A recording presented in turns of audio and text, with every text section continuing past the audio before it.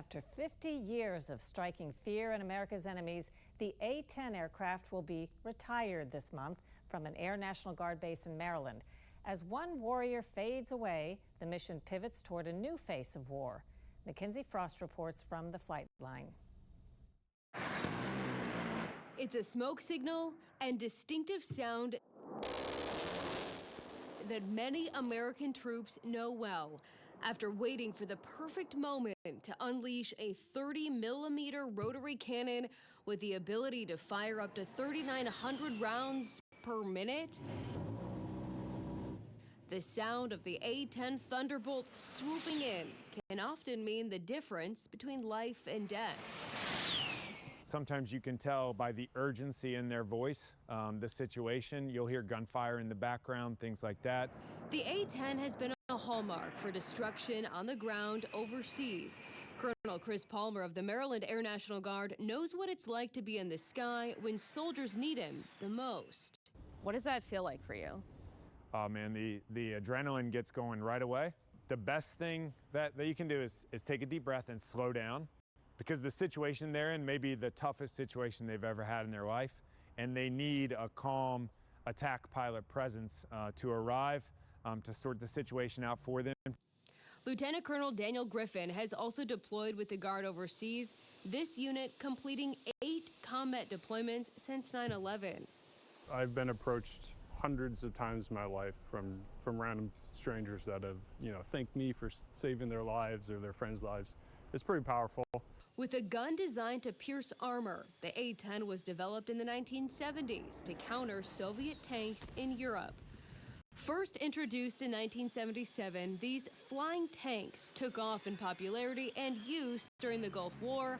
And in the 90s and 2000s, the military leaned on the A10's capabilities to overwhelm American adversaries all over the Middle East. Is there any other plane in the Air Force that can do what the A10 can do? Not in my opinion. Hey, they're right here on us! Soldiers' admiration for the plane evident all over social media feeds too. Yeah, that's it, man. That's where they were. Despite the support from pilots and soldiers, the Pentagon has tried to retire the A10 several times in the last decade, only to be saved by Congress. But now, the end of the runway has arrived for the A10 as the Pentagon shifts toward a more modern fleet. Without aircraft, the Air National Guard in Maryland will zero in on the next critical mission, cybersecurity. In modern warfare, you don't have to be a superpower to cripple your enemy. Only internet access and an army of hackers can bring down both economies and infrastructure. When you see an A10, for example, and you see, a bomb on it, you know exactly what that does and what the purpose is. What is an offensive cyber operation? So that's a tough question to put into short words.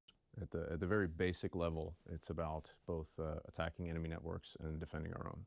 Colonel Jason Barris is the commander of the Cyberspace Operations Group that has already been part of major military exercises with America's allies. We say hacker on hacker, so think about access or any type of effect on an enemy network. And beyond that, it gets difficult to talk to because of the nature of what's done and the way that we guard kind of capabilities. But after flying these aircraft for decades, the A10 retirement is felt strongly here. I'll certainly be proud of the legacy. It'll be difficult.